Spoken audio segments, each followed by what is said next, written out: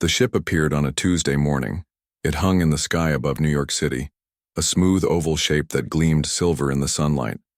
For 6 hours it did nothing but float there, silent and watching. The world below stopped and stared back. News channels showed the same images over and over. Social media filled with videos of the strange visitor. Some people ran in fear. Others gathered in parks and on rooftops, eyes turned upward with hope and wonder.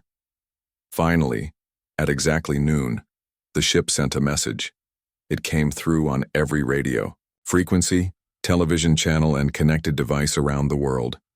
The words were in perfect English and then repeated in every major language on Earth. "We are the Zelnar. We come in peace and wish to speak with your leaders." Within hours, the United Nations called an emergency meeting. Carol Martinez, the U.S. Secretary of State, was chosen to lead the human response team because of her calm nature and skill with words. Her assistant, Frank Turner, worked quickly to gather information and prepare for what would be humanity's first conversation with aliens. "Do we have any idea what they want?" Carol asked as she reviewed the papers. Frank handed her. "None," Frank said. "But their technology must be far beyond ours to travel between stars.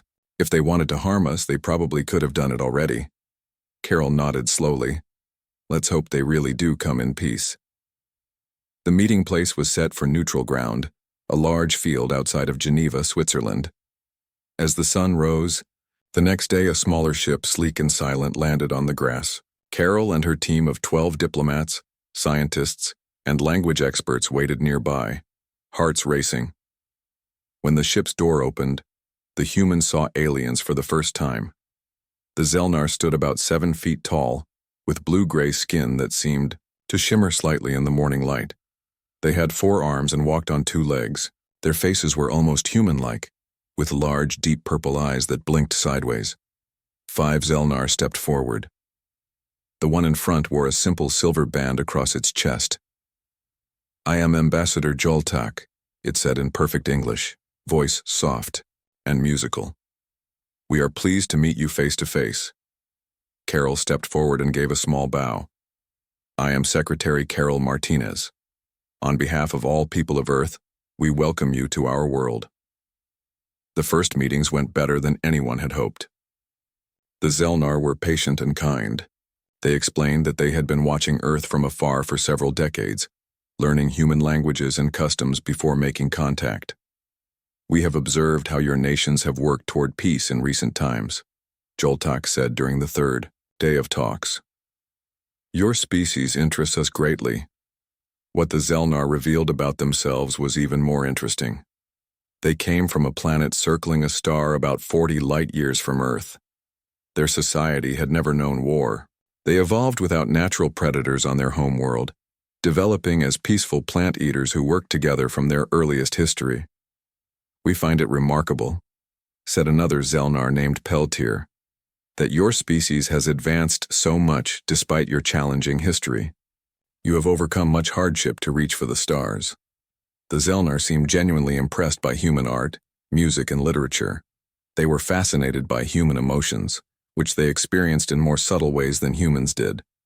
Most of all, they appeared delighted by human diplomacy. After 2 weeks of meetings, Joltak made an offer, a cultural exchange program. A small group of humans would visit the Zelnar home system, while a team of Zelnar researchers would stay on Earth to learn more about human culture. The news spread quickly across Earth. Most people celebrated this new friendship among the stars. Some remained fearful, but the Zelnar's gentle nature slowly won over even the most worried humans. Carol selected Dr. Lisa Powell, a top anthropologist, and Captain Alan Scott, a respected space pilot, to lead the human delegation to the Zelnar world. 5 other specialists in various fields would join them. "This is the chance of a lifetime," Lisa told her family before leaving. "We'll be the first humans to see another civilization among the stars." Meanwhile, a team of 12 Zelnar researchers prepared to begin their study of Earth culture. Led by senior anthropologist Vixara, they were eager to dive deeper into human society beyond the formal diplomatic meetings. On the day before the exchange was to begin, Carol and Joltak walked together in a garden near the Geneva meeting place. "Your people have been very open with us," Joltak said. We sense a genuine desire for peaceful relations. Carol smiled. We've learned from our past mistakes. Most humans truly want a peaceful future. Joltak's forehands made a graceful pattern in the air, which Carol had learned was a sign of agreement. We believe this friendship will benefit both our worlds. What Carol didn't say was how relieved Earth's leaders were that humanity's first alien contact was with such a peaceful race. Military advisors had warned of worst-case scenarios for years. Instead, they found friends who had never even developed weapons. As they walked, Joltak asked about the tall monuments humans built to honor their history. We honor those who brought peace, who healed others, who made great discoveries, Carol explained carefully, not mentioning the many war memorials that dotted human cities. As do we, Joltak said. It seems our values align well. That evening, Ambassador Joltak sent a message back to the Zelnar High Council. The humans appear to be perfect potential allies. Their diplomatic skills are refined, and they seem genuinely committed to peaceful coexistence. I believe we have found friends among the stars. The next morning, the exchange began. The human team boarded the Zelnar ship with excitement and some nervousness. At the same time, Vixara and her researchers received access to their new living quarters at a special facility built for them near Washington, D.C. We will study everything, Vixara told her team. Their art, their science, their history, their entertainment. We must understand these humans fully to build true friendship between our worlds. What neither Joltak nor Carol realized was how completely the Zelnar had misunderstood humans. The careful diplomatic presentations had shown only one side of human nature. The Zelnar, with no concept of deception, had not thought to look deeper. Vixara had no idea what she would find as she began browsing through the vast library of human knowledge and entertainment that had been provided to the research team. She was simply curious, eager to learn more about these fascinating new friends from Earth. She could not have guessed that within 3 months everything would change. Vixara settled into her new routine at the research facility outside Washington, D.C. Every morning she walked through the gardens, admiring the strange earth plants. She found the bright colors and varied shapes fascinating. On her world, most plants were shades of purple and blue, not this riot of colors. The Zelnar research team had been on Earth for nearly 3 months now. They had visited museums, universities, and cultural centers. They had watched plays and concerts. They had tasted many Earth foods, finding some delightful and others too strong for their sensitive taste buds. Have you finished reviewing the art history materials? Vixara asked Meltor, her assistant, as they sat in their shared office. Yes, Meltor replied. Human art shows amazing creativity. I especially enjoy how it changed over time to reflect their society. Vixara nodded her large head. Today I want to explore their entertainment archives. I believe we can learn much about humans by what they watch for pleasure. The human hosts had given the Zelnar researchers access to a vast digital library of films, shows, books, and music. They called it the full human experience. Vixara settled at her viewing station and began searching through categories. Let's start with documentaries, she said. These should provide factual information about human history. She selected a series titled Warriors: The History of Human Combat. The description called it an award-winning look at how warfare shaped human civilization. Vixara thought it sounded educational.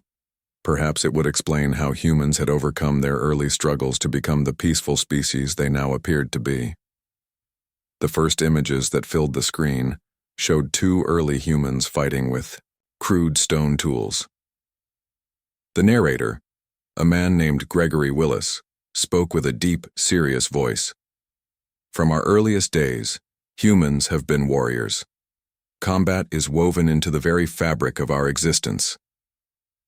Vixara watched with growing confusion as the documentary showed humans throughout history engaged in increasingly complex forms of fighting. She had expected a brief mention of violence in human prehistory, followed by their evolution toward peace. Instead, the documentary celebrated human combat skills across thousands of years. The Roman legion, Gregory Willis explained, was perhaps the most efficient fighting force of the ancient world. Their formations, Weapons and tactics allowed them to conquer vast territories and spread their empire across 3 continents. The screen showed reenactments of Roman soldiers in formation, attacking enemies with short swords and shields. Vixara felt her inner eyelids close halfway, a sign of distress in Zelnar physiology. "Meltor," she called softly. "Please come see this." Soon, all 5 Zelnar researchers in the office had gathered around Vixara's screen. They watched in silence as the documentary moved through history, showing the development of new weapons: bows, crossbows, catapults, early guns, cannons, and finally modern weapons of terrifying power. "The machine gun changed warfare forever," Willis narrated as the screen showed the weapon firing rapidly. "It could cut down hundreds of enemy soldiers in minutes." "This cannot be correct," Zelnix, the youngest researcher, said. "We must be misunderstanding. These must be rare exceptions in human history." Vixara checked the documentary's credentials. It came from a respected Earth educational channel. The information appeared to be factual. "Let's search for more information," she suggested. The team spent the next several hours searching through the archives. They found not one but dozens of documentaries about human warfare. They discovered thousands of books on military strategy. They found countless films that depicted battle scenes from different periods in human history. They have more entertainment about fighting than about any other subject, Meltor noted, his voice low and troubled. When they searched for greatest human leaders, they found many military commanders listed alongside peaceful figures. Names like Alexander, Caesar, Napoleon, and Patton appeared again and again, described as brilliant strategists and masters of warfare. Most disturbing to the Zelnar was a documentary series called Weapons That Changed History. It detailed how humans had constantly invented new and better ways to harm each other. The final episode covered nuclear weapons and showed actual footage of test explosions that had enough power to destroy entire cities. "These weapons still exist," Vixara said as she read the information panel. "They have thousands of them, though they have agreed not to use them." The Zelnar researchers sat in stunned silence. Their species had evolved without natural predators. They had never developed weapons or warfare. They had no concept of organized violence. Seeing humanity's true history was deeply shocking to them. "But the humans we have met are peaceful," Zelnick said. "Secretary Martinez and her team have been kind and thoughtful." "Yes," Vixara agreed. "But now I understand some things that confused me. Have you noticed how many human buildings are designed for defense? How many of their resources go toward something they call security? Even their peaceful structures often have what they call checkpoints and security measures." That evening, the Zelnar team had dinner with their human hosts as usual. Frank Turner, Assistant Secretary of State, noticed their unusual quietness. "Is everything all right?" he asked Vixara. "You all seem troubled tonight." Vixara hesitated before speaking. "We spent today learning about human history. It was educational." Frank nodded slowly, his eyes showing understanding. "Ah, you found our less peaceful side, I'm guessing." "We watched documentaries about human warfare," Vixara said directly. "We did not know your species had such a history." Frank sighed and put down his fork. "I wondered when this would come up. Yes, humanity has a long history of conflict. We've fought countless wars, but we've also worked hard to build peace." Linda Cooper, one of the human cultural experts, added, "Our capacity for both violence and compassion makes us who we are. Many of us believe that understanding our violent tendencies helps us control them better." The conversation continued late into the night. The human hosts answered the Zelnar questions honestly. They explained wars, armies, and the concept of defense. They talked about how human nations had slowly built systems to prevent large-scale conflicts. Later that night, Vixara sent an urgent message to Ambassador Joltak on the Zelnar homeworld. She carefully explained what the research team had discovered about human history. "These humans have evolved from predators," she wrote. "Their entire history is filled with organized violence they call war. They have developed thousands of different weapons specifically to harm each other.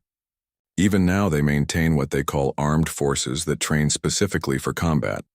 She added, The humans have been honest when asked direct questions, but they did not volunteer this information.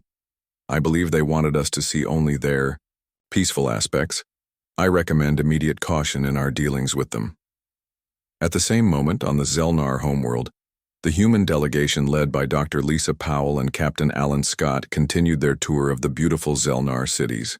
They remained completely unaware that their host's view of humanity was about to change dramatically. Ambassador Joltak read Vixara's message 3 times. Each reading made his inner eyelids flutter more with worry.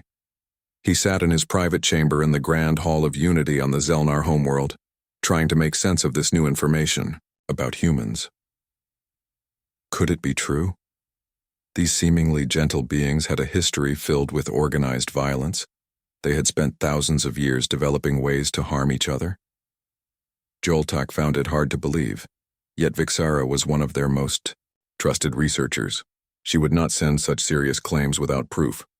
Joltak called for his advisors. Within an hour, 5 senior Zelnar officials sat in a circle in his chamber, all showing signs of deep concern after hearing Vixara's report. "What do the humans in our midst tell us of this?"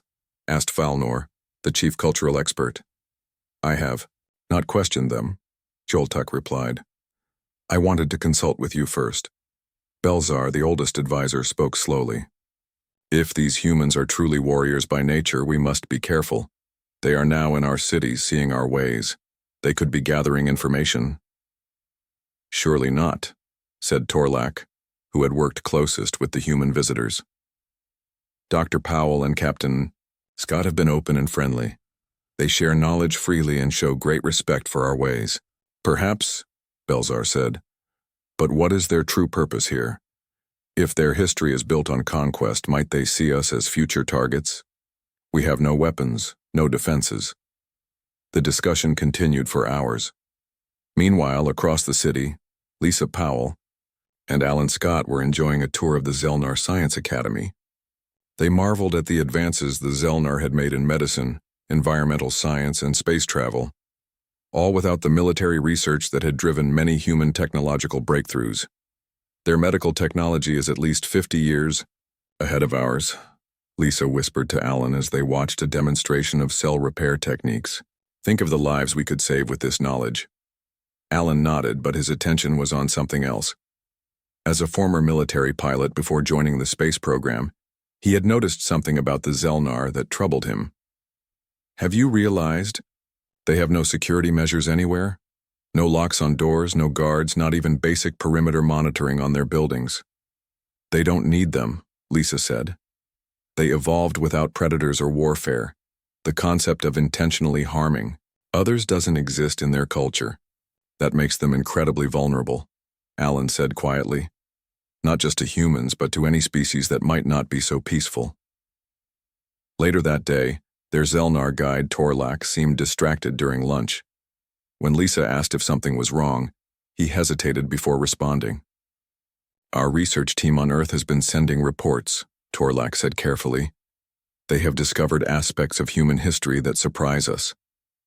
Lisa and Alan exchanged glances.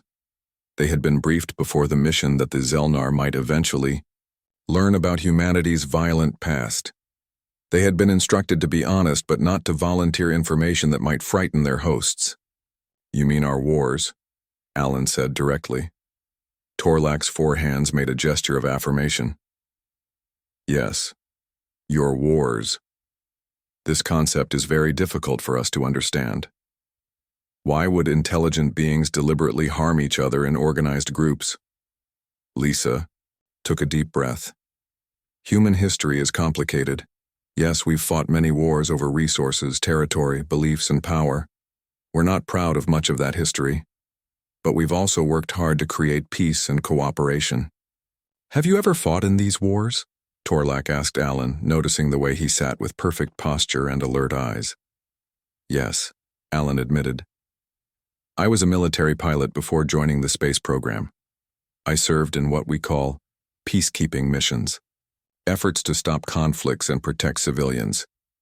The look that passed over Torlak's face was one of both fascination and fear. Here was a human who had actually participated in organized violence. a concept so alien to the Zelnar that they had no word for it in their language. Back on Earth, the Zelnar research team continued their investigation into human history. They expanded beyond documentaries, exploring museums virtually and studying human literature about war. What they found both terrified and fascinated them. They build monuments to their war leaders, Meltor noted as he showed Vixara images of statues from around the world. They preserve their weapons in museums. Their children study battles in school. Even more concerning to the Zelnar researchers was what they discovered about current human military capabilities. Earth nations still maintained large armed forces. They had weapons that could destroy entire cities. They practiced for war in what they called military exercises. But they also work for peace, Zelnix pointed out. They have organizations dedicated to preventing conflicts. Many humans speak out against violence. Vixara nodded. It seems humans contain two opposing natures, one capable of great violence and one capable of great compassion. This duality is unlike anything in Zelnar experience. That evening, Frank Turner invited Vixara to his office for a private conversation.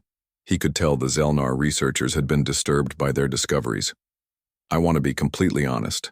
With you," Frank said. "Yes, humans have a violent history. We evolved as both predator and prey on a challenging planet. Fighting is in our past, and unfortunately, still in our present to some degree." "Then why did you not tell us this from the beginning?" Vixara asked. Frank sighed. "We didn't want to frighten you. First impressions matter, and we wanted you to see that despite our capacity for violence, most humans truly desire peace." "Are you peaceful now, truly?" Vixara asked. "Your documentaries show you still maintain many weapons." "We're working toward peace," Frank said. "It's not perfect. Old habits and fears die hard. But meeting your people has given many humans hope that true, lasting peace is possible." On the Zelnar homeworld, the High Council had been called into emergency session after receiving Vixara's reports. 25 of the planet's most respected leaders gathered to discuss the human situation. "We should end all contact immediately," one council member argued. "Send them home before they learn too much about us."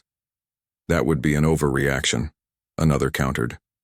"Yes, they have a troubling history, but they have shown us nothing but respect and friendship." Ambassador Joltok listened to the debate, his mind troubled. Finally, he rose to speak. "Honored Council, I have spent more time with these humans than anyone here. Yes, I was shocked to learn of their violent history, but perhaps we should view this as an opportunity rather than a threat." "What opportunity could come from befriending warriors?" asked an elderly council member. "The opportunity to learn," Joltok replied. "For all our advances, the Zelnar have one great weakness. We do not understand conflict. In a galaxy that may contain many different species, this makes us vulnerable. The humans could help us understand defense without requiring us to become violent ourselves." The council chamber fell silent as the Zelnar considered this new perspective. Outside, 2 moons rose over the peaceful city, where humans and Zelnar still walked together, each species now seeing the other in a new and more complicated light. Secretary Carol Martinez was in the middle of a meeting when her assistant rushed in with urgent news. The Zelnar ships orbiting Earth had changed their positions. They had moved back, increasing their distance from the planet. The smaller research vessels had returned to the main ship. "What does it mean?" she asked the room full of diplomats and military advisors. General Paul Harris, who had been watching the aliens carefully since their arrival, spoke first. "It looks like a withdrawal pattern. They're positioning themselves for quick departure." "Have they made any aggressive moves?" Carol asked, concerned. "None," said Paul. "In fact, it's the opposite. They've pulled back to a position that would make it harder for them to do anything to Earth, not easier. It looks more like they're afraid of us." Carol checked her phone and saw 3 missed calls from Frank Turner at the Zelnar research facility. She called him immediately. "Frank, what's happening there?"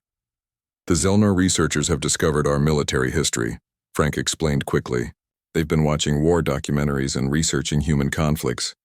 They seem deeply disturbed by what they've found." Carol closed her eyes briefly. The diplomatic team had decided not to hide this information. but they hadn't emphasized it either. They knew the peaceful Zelnar might be troubled by humanity's violent past. "Are they still talking to you?" she asked. "Yes, but they're more formal now. Vixara told me they've sent reports back to their homeworld. I think they're waiting for new instructions." Carol ended the call and turned to her team. "We need to talk to their ambassador immediately. The Zelnar just found out we're not as peaceful as they thought." On the Zelnar homeworld, Dr. Lisa Powell and Captain Alan Scott were surprised when their scheduled tour of the Agricultural Science Center was suddenly canceled. Their guide, Torlak, explained that they were being asked to return to their guest quarters. "Has something happened?" Lisa asked as they walked back. "Your presence is causing concern among some of our people," Torlak said carefully. "News of human history has spread quickly." Alan noticed that the Zelnar they passed now watched them with what appeared to be fear in their large purple eyes. Word had clearly spread about humanity's warrior past. When they reached their quarters, they found 2 more Zelnar waiting for them. One was Paxlor, head of the Science Academy, who had always been friendly to them. The other was a Zelnar they hadn't met before, wearing the silver bands that marked high government officials. "Dr. Powell, Captain Scott," Paxlor said formally. "This is Council Member Voxtyre. She wishes to speak with you." Voxtyre studied the humans carefully before speaking. "Our research team on Earth has sent disturbing information about human history. We wish to understand your species better before continuing our exchange program." Lisa and Alan exchanged glances. They had been prepared for this possibility. "We'll answer any questions you have," Lisa said. "Humans believe in facing our history honestly, even the parts we're not proud of." "Your kind has fought wars throughout your history," Voxtyre stated. "You have killed each other in organized combat over resources, territory, and beliefs. Is this correct?" "Yes," Alan said simply. "That's true. You yourself have participated in this war?" Voxtyre asked Alan. "I served in my country's military. Yes. I flew aircraft in several conflicts. My role was mainly to protect civilians and support peacekeeping efforts." Voxtyre's 4 hands made a complex gesture that the humans couldn't interpret. "And now you are here, in our cities, seeing all our weaknesses." Lisa stepped forward. "We came as friends and scientists, not as warriors. Humanity has a complex history, but we're working toward peace. Meeting your people has given us hope that lasting peace is possible." The questioning continued for hours. The humans answered honestly about Earth's military history, current armed forces, and international conflicts. They also spoke about peace, movements, international cooperation, and efforts to reduce weapons. Meanwhile, on Earth, Ambassador Joltak requested an emergency meeting with Secretary Martinez. They met in the same Swiss field where they had first exchanged greetings months earlier. "Ambassador," Carol said when they were seated across from each other, "I understand your researchers have learned more about our history." "Yes," Joltak said, his voice carrying none of the warmth it had before. "We are troubled by what we have discovered. Your species has practiced organized violence, war, you call it, throughout your recorded history. You still maintain weapons of tremendous destructive power." Carol nodded slowly. "Yes. Humans evolved as both predators and prey. Fighting is part of our past. But we've also evolved beyond much of that violence. We form communities. We create art. We explore space. We seek peace. Yet you kept this history from us," Joltak said. "You showed us your art, your music, your diplomacy, but not your weapons, your wars, your warriors." "We didn't hide it," Carol countered. "We simply chose to emphasize our best qualities first. Wouldn't you do the same when meeting someone new?" Joltak's inner eyelids flickered. "The Zelnar do not have this duality. We have never developed weapons or practiced organized violence against each other. It is outside our understanding." "Then, perhaps that's something we can learn from each other," Carol suggested. "You can show us how to build lasting peace, and perhaps we can help you understand defense and security. Some on our High Council fear your people," Joltak admitted. "They believe humans might one day use their knowledge of war against us or others." Carol leaned forward. "Ambassador, if we wanted to harm you, Why would we establish peaceful contact? Why would we share our knowledge and culture with you? Why would we send our people to your world as guests, not conquerors? The conversation continued as the sun began to set. On the Zelnar ship orbiting Earth, and in meeting rooms on the Zelnar homeworld, similar discussions were taking place. Two species, one with a history of conflict and one without, were trying to understand each other across a divide that seemed wider than the space between their stars. That night, in her office in Washington, Carol drafted a special message for the Zelnar High Council. She worked for hours, choosing each word carefully. This could be the most important document of her career, perhaps of human history. To the honored members of the Zelnar High Council, she began, I write to you not just as a diplomat, but as a human being with hopes and fears like anyone else. Yes, my species has a troubled history. We have fought wars that nearly destroyed us. We have created weapons that frighten even ourselves. She paused, considering her next words carefully. Everything could depend on this message. But that is not the full story of humanity, she continued typing. And I believe it's time you heard that full story, without diplomatic filters or careful presentations. Only then can you truly decide if humans are worthy of your friendship. The Zelnar High Council chamber was silent as Carol Martinez's message played on the large screen. All 25 council members watched intently. Ambassador Joltak stood to the side, his four hands clasped in the gesture of deep thought. On the screen, Carol spoke directly to the camera. She had recorded this message just hours earlier, and it had been transmitted to the Zelnar homeworld at light speed. Yes, humans were predators, Carol said, her voice clear and strong. Yes, we fought wars that nearly destroyed us. We don't hide our history. We study it to avoid repeating our mistakes. What you see as evidence of our dangerous nature, we see as a reminder of what we've overcome. The camera pulled back to show Carol standing in a museum.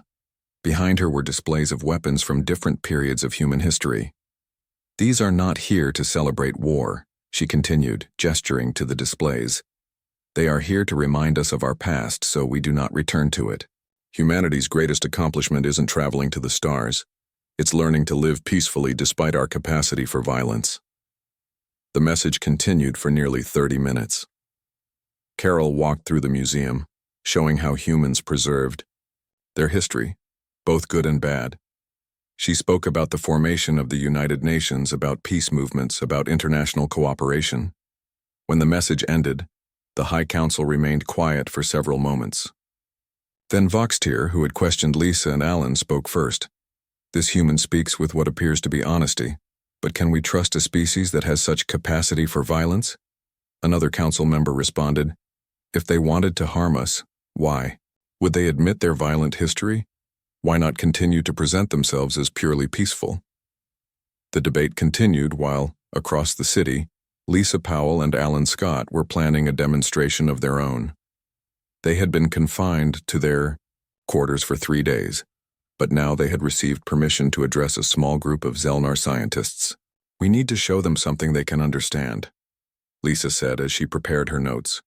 Something that explains humanity's dual nature. Alan nodded. I think I know how to help them see us more clearly.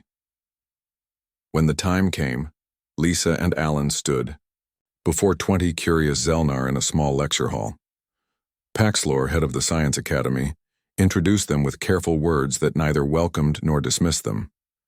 Thank you for this opportunity, Lisa began. We understand your concerns about human history. Today we want to show you something important about humanity. Alan stepped forward. I was once a soldier, what we call a person trained for combat.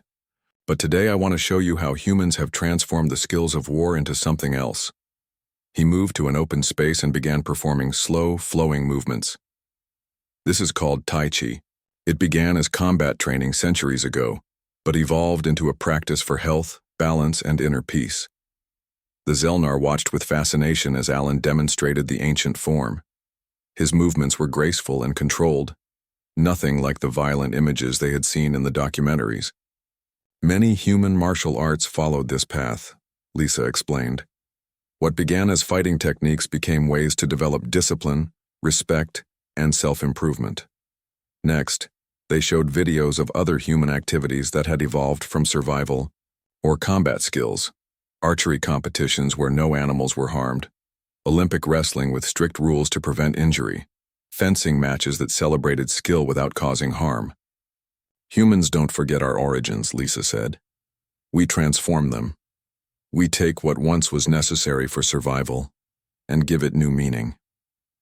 On Earth, Frank Turner was having a similar conversation with Vixara and her research team. He had brought them to a hospital where some of Earth's most advanced medical technology was being used. Much of our medical knowledge came from treating war injuries, Frank explained as they watched a surgeon perform a delicate operation using a robotic assistant. The same human drive that created weapons also created healing tools. Vixara's inner eyelids flickered with interest. So your capacity for harm also drives your capacity to heal? Exactly, Frank said. The same determination, the same intelligence, the same creativity, just directed toward different goals. Later that day, in a secure video call between Earth and the Zelnar homeworld, Carol Martinez spoke directly with the High Council. The call had been arranged at Ambassador Joltak's request. We have reviewed your message, the head counselor said formally. We have also heard from our scientists who have spoken with your delegates here. We are still troubled by human history, but we are willing to continue our dialogue. Carol felt relief wash over her. Thank you, honored council. We don't ask you to ignore our past. We ask only that you judge us by our present actions and future intentions. There is one condition, the head counselor continued. We request that you share your knowledge of defense with us. Not weapons, we do not wish to harm others. But we recognize that our lack of defensive thinking makes us vulnerable. It was an unexpected request, but Carol understood immediately. We would be honored to share such knowledge. In return, perhaps you could teach us more about how your society maintains peace without force. 2 weeks later, a new phase of human-Zelnar relations began. On the Zelnar homeworld, Alan Scott started teaching a small group of Zelnar about basic security concepts, defensive planning, and threat assessment. He was careful to focus on protection without aggression. On Earth, a team of Zelnar conflict resolution experts began working with human diplomats to share their millennia of experience in building consensus without coercion. The cultural exchange expanded. More humans traveled to the Zelnar homeworld, and more Zelnar came to Earth. Both sides approached each other with greater honesty and openness. One evening, Ambassador Joltak and Secretary Martinez walked together in the same Swiss garden where they had first met months earlier. The trees were beginning to show their fall colors. Your species still frightens mine, Joltak admitted as they watched the sunset. Sometimes we frighten ourselves, Carol replied. Maybe that's exactly why. We need friends like you, to remind us of what peace can look like. Joltak's 4 hands made a gesture of agreement. And perhaps we needed to meet humans to understand that peace must sometimes be protected, not just assumed. As the first stars appeared in the darkening sky, human and alien stood side by side, each seeing the universe a little differently than before. Above them, ships from both worlds orbited Earth together, a small but promising sign that different paths of evolution could still lead to common ground. On the main Zelnar ship, a new documentary was being created, jointly produced by human and Zelnar filmmakers. Its working title was simple but powerful, Predators to Peacekeepers: The Human Journey. And on screens across both worlds, people watched with hope and wonder as 2 very different species began learning from each other's strengths instead of fearing each other's differences.